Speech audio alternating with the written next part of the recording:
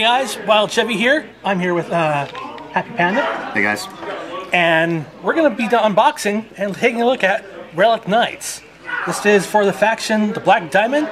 This is the order came in from Kickstarter, so we're going to take a look and see what's inside. Here we have the faction, what you can get from the faction box.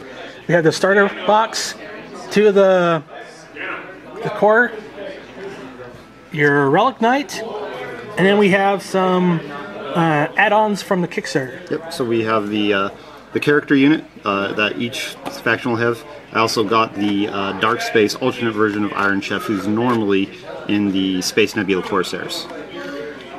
All right. Let's first open up the starter box and see what's inside.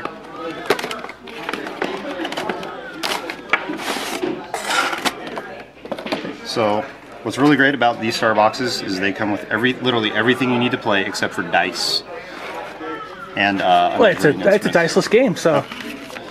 Well, you do need a measuring, but so anyway, here's your mat. Card mat.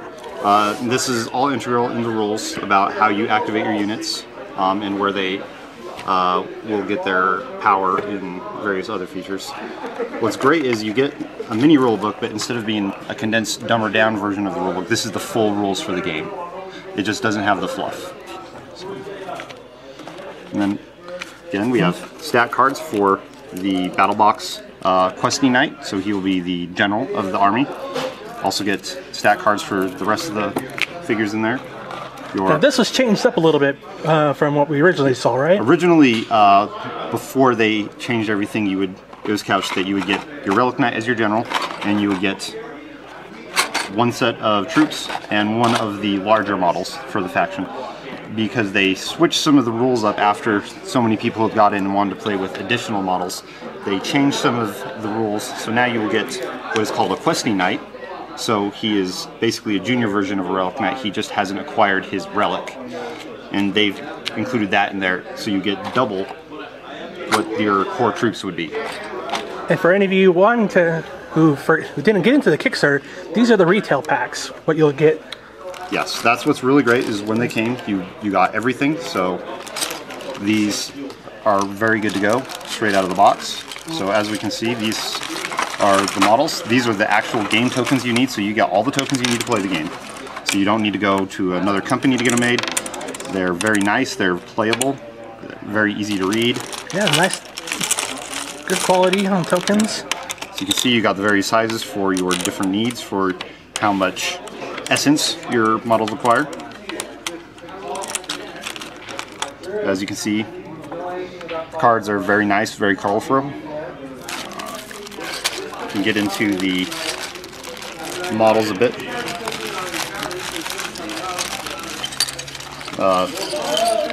So these are some of the Diamond Core. So these are the grunts. These are the grunts. They're the basic soldiers of the faction. They're a nice hard plastic. As you can see, there's still some items on sprue. Most of them have been separated. Pretty good detail. The detail's pretty good. I know some people were very concerned about the detail being a little soft. I think the concern was overrated because of the anime style of the figures. I think that was intentional on some of the models they saw, was that it was soft because of just that's how the features are in anime. And these look like to be unique sculpts for... Yes, all the units will have unique sculpts from what I've seen. I did cheat, I opened my other Doctrine starter. They also come with the bases we've come to know and love from War Machine and Hordes, started by, lips, yeah. But they are made in-house, I believe, by Cool Mini. They are this wonderful purple for all the factions, even though, as you can see, the Doctrine color, or the Black Diamond color is this purple. They're all going to be this color. As you can see, there's quite a few very small bits. Yeah, we won't take those out because they're a little fiddly. We wouldn't want to lose them right now. Let's put them back in here. So those are our basic troops, and in here we have the new level of knight called Questing Knight that they added since the revised rules, and also the M8 Blitz auto tank. Got a little tanks. So that's actually a pretty big tank. Yeah, he's a medium baser, so these will eventually go in there somehow. I'm not sure. Some good detail on that. Yeah. Different take on the tank treads than we've seen from our typical 40K, but Almost reminds me of Tank Wars. yeah, yeah. Also similar to how Privateer Press does its plastics, is you can see all the attachment points have unique slots, so you will not be able to mismatch arms. That's always good. And again, this is the new Questing Knight level as opposed to the Relic Knight level of a general. That is Magnus. I believe he's got some other fiddly bits in here. There's his cipher. And those are like the little spirit animals, right? Yes, they're inner spirit animals. Basically, as they're saying that they've awakened to being able to use essence in the universe. More of this is what will be in the fluff in the rules. Yes. So again, they added the Questing Knight level. They're less advanced than the Relic Knights. They just have not magically acquired that relic that makes them a bigger presence on the battlefield. All right, let's take a look at what else we have here. Scoop these guys to the side. Take a look at the actual Relic Knight one-shot. One-shots. This was previously done in metal. Yes. Has he changed the sculpt at all? Have you noticed? This sculpt is the same from what I've seen. The original Relic Knights that Soda Pop made back when they were just essentially pinup models, which you can tell from the way some of the stuff is posed on the models.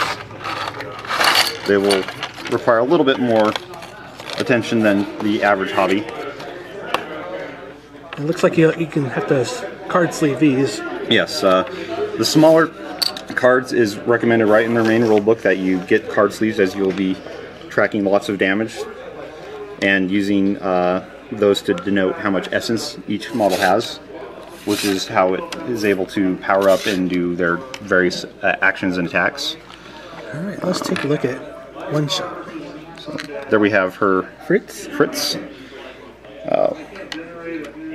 see, where is one shot? Be the girl with the booty. There we go. As you can see, she's very petite.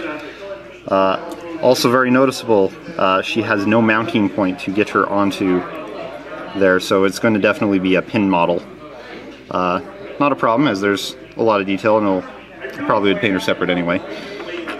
Also very unique to all their models, none of them have any slots, because none of the bases have slots, so that lends itself to very nice scenic terrain bases.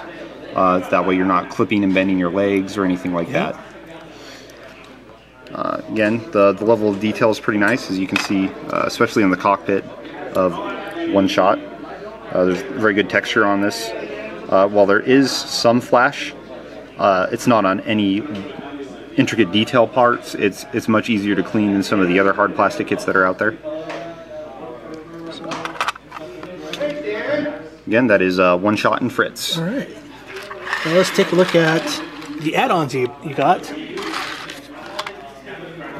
Okay, first we're going to start with Suspect 7. It's the 3-person character unit. I believe each faction has some, at least the 2 factions that I ordered. Now, this is the character that I really was interested in. So again, as a unit, they will have their card, but they are denoted all together. It's actually got 1 person, but broken into 3. Yep. So it's a very interesting in her fluff, at least.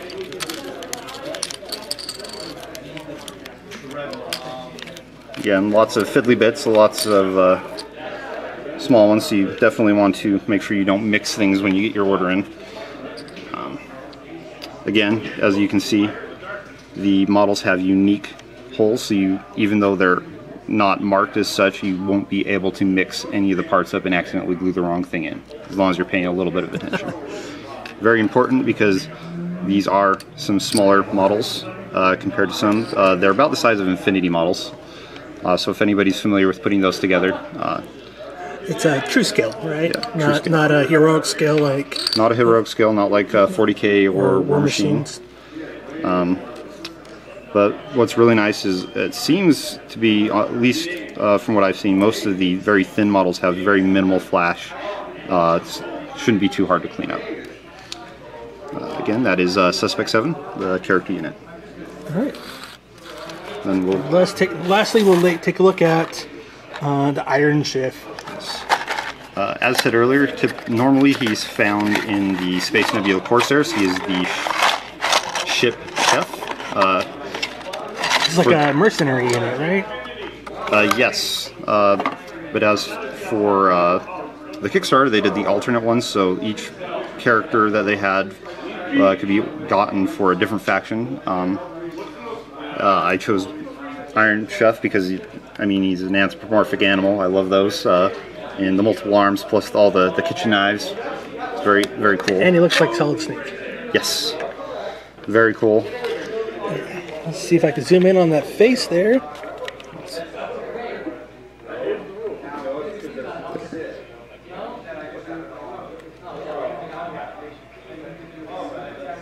There it is. It's a nice detail on that. Again, I'll take this head, drop him down. There is some flash, but it's minimal and not on any intricate details. Very nice for people like me who get very frustrated fast when they're cleaning their models. It's very dynamic on the pose. Yes, very. And again, I really can't commend enough the slots. The slots. Sometimes you're just tired, and this makes it a lot easier, so you're not messing up your models, especially something where it's a limited edition. It does reduce on customability, but that's more for painters, not players. All right. So, all in all, what are your impressions of the Relic Knights release? It's taken a long time, but I will say that the models are definitely worth it. I think they're probably, in all honesty, the best of the plastic models I've received. I've played a couple different game systems. I think they strike a very good balance between detail, having the little flash, but also not having so many small bits that add to the detail that make it hard for you to get together. Especially the fact that even on the smallest of pieces, they have those individual specialized slots, so you can't mix those up. I was able to put my other set together, the Doctrine set. I cleaned everything and was able to get all the models, including the additional models that we didn't open, in probably about 2 hours. I haven't really noticed any problems with the quality. Well, it looks pretty good. You get a lot of stuff for what you ordered, so. Yep. And again, basically all you're going to need is some kind of a measuring aid after you get your stuff. So can't beat that. Most games you got to go out, get some extra tokens, get some random dice. But yeah, I'm very excited, very pleased. All right, folks. Well, we're gonna go and look at more of this, put some stuff together, maybe slap some paint on it, and mainly we're gonna bust open the rules and see how the game is played. All right, I've been Wild Chevy. This has been HappyPanda, and you just had an unboxing. Have a good one.